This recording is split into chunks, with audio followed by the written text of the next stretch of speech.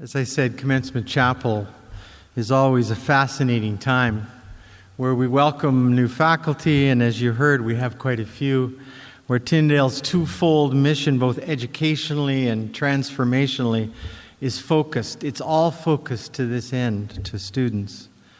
When the faculty and the students are flooding the halls again with noise and conversation, we that have been here through summer school, and there are students here, there are over 800 students here during the summer, but it's just not the same to have all of you here. It's a lot noisier, and it's a lot more fun. And we who are on campus year-round, I think in September especially, get just a bit of rush because it represents two cohorts of Bachelor of Education students that are on campus. Seminary and UC classes are buzzing. Admission counselors are smiling. Campus operations gets to see how the new classrooms are functioning after a summer of work, and it was just right to the end, and you walked into a classroom that was finished if you had seen it maybe 6 days before. If you see a campus operation person around, you should just shake their hands and think, how did you pull it off? But they did. Grass is now completed.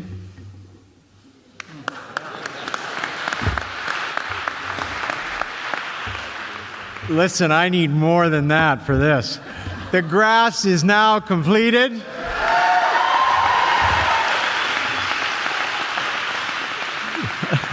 You have no idea how long I have waited for that, because I've promised every incoming class this for the last 4 years. Very few of you will have any memory of Ballyconnor, the old campus. This is a new day. And you have come to a special place. Starting in January, we will be celebrating 125 years as an educational postgraduate institution. And we'll have all sorts of announcements that are exciting about that celebration. And Tyndale's history is a fascinating story. And I would encourage you to read about it on our website and to read about the person to whom this school is named, William Tyndale. And when you graduate, and you will graduate. Repeat after me. We will graduate. Let me hear that again. You will understand that this is not just an educational accomplishment, but a transformational call to live a faithful life of difference. To live responsibly as followers of Jesus, absolutely sold out to the idea of what it might be to be light in God's call on your lives.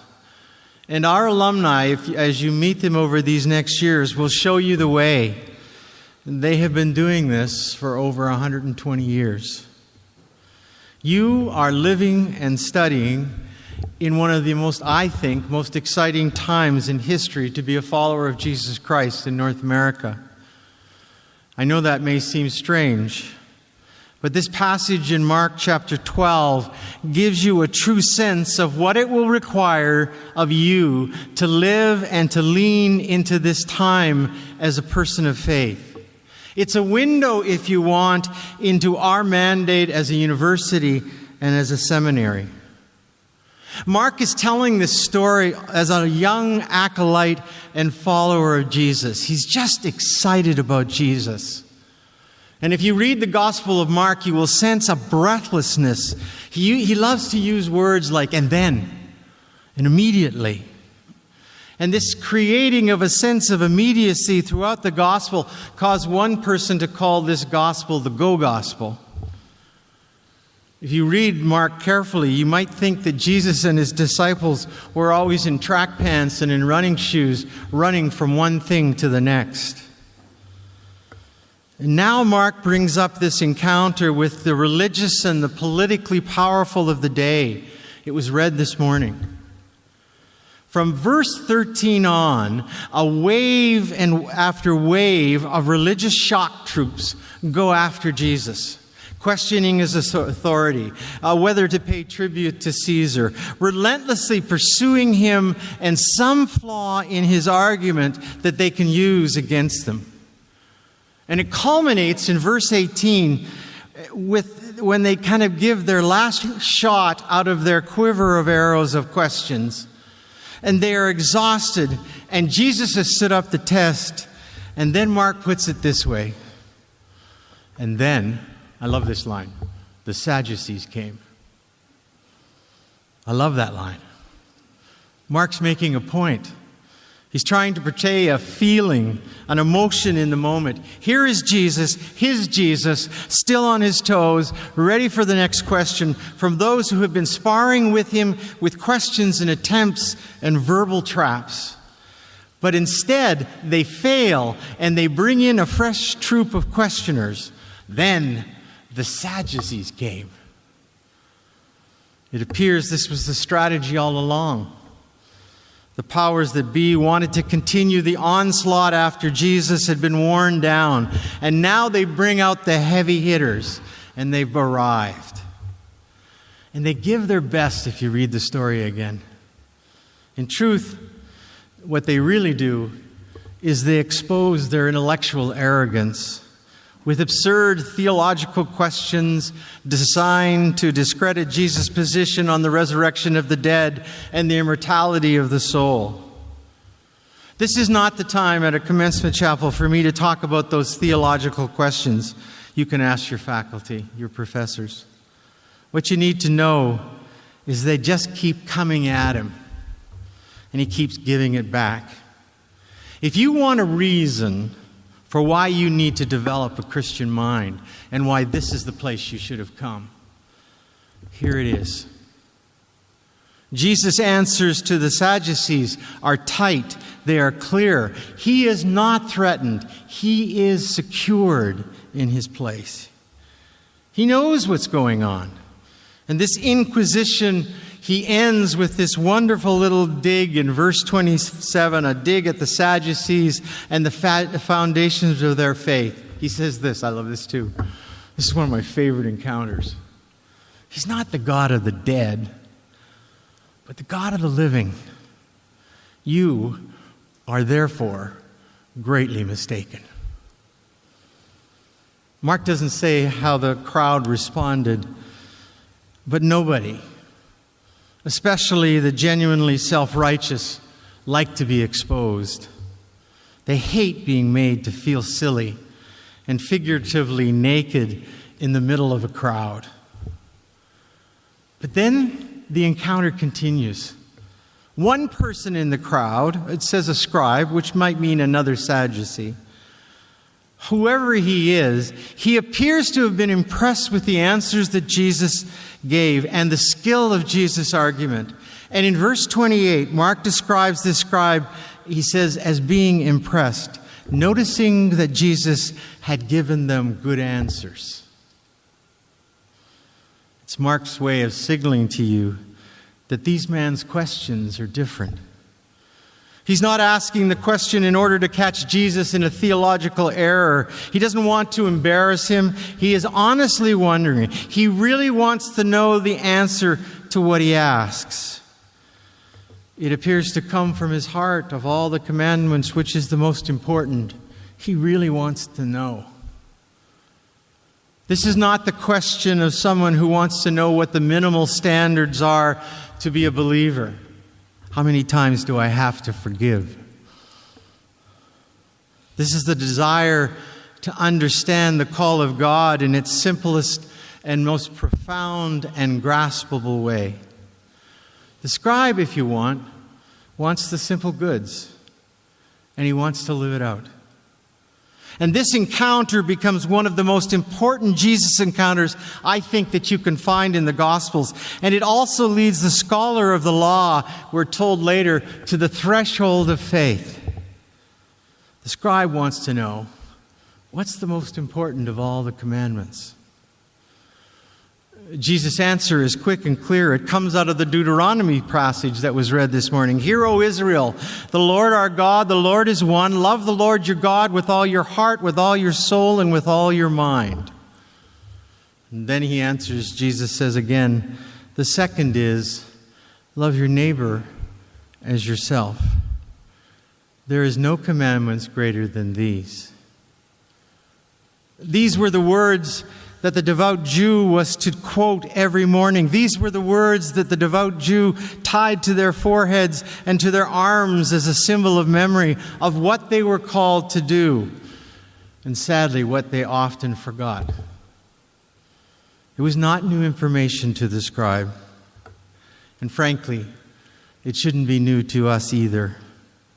So it's no wonder that the scribe affirms what he said. "Well said, teacher," he says. "You are right in saying that God is one and there is no one other but Him.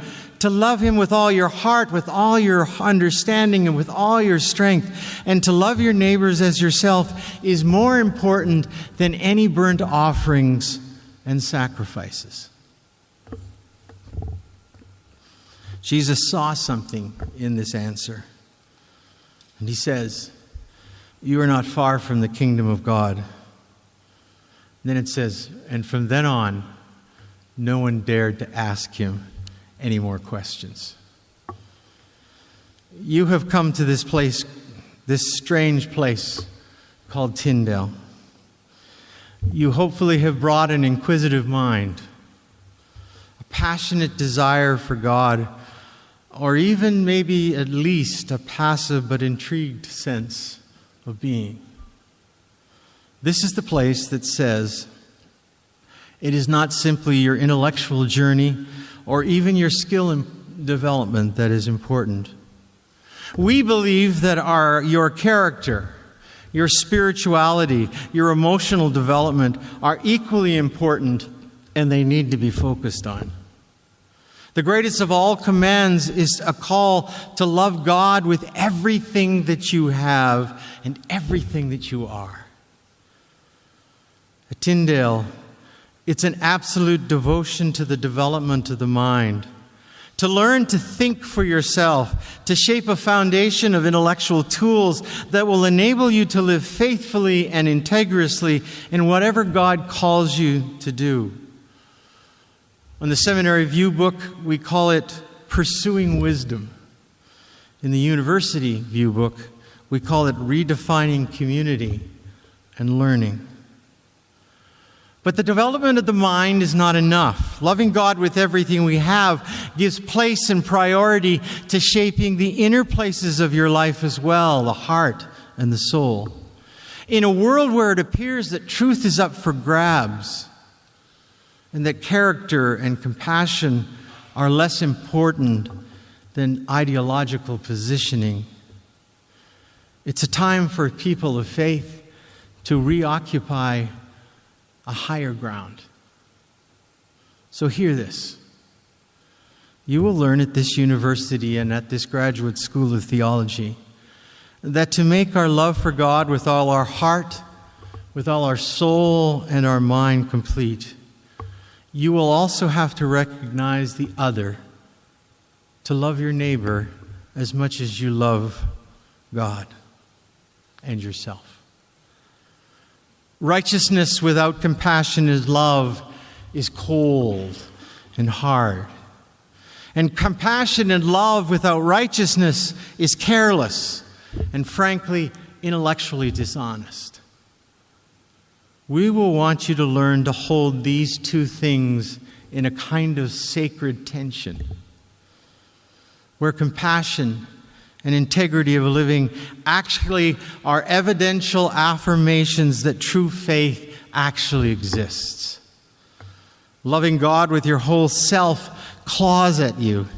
It seeks to expand your world rather than make it smaller. It's unafraid of questions that might be uncomfortable or even disruptive of the little boxes that you've lived in up to this time.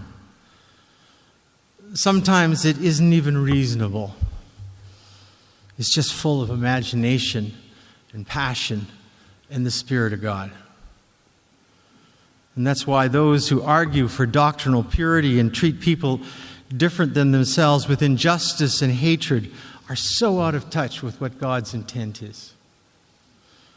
There is a strong implication here in what Jesus says, that you shall love your neighbor as yourself, is a proof that God is God, and that if we love this God with all our heart and our mind and our soul and our strength, and if we have truly experienced that in our own lives, it will have relational consequences.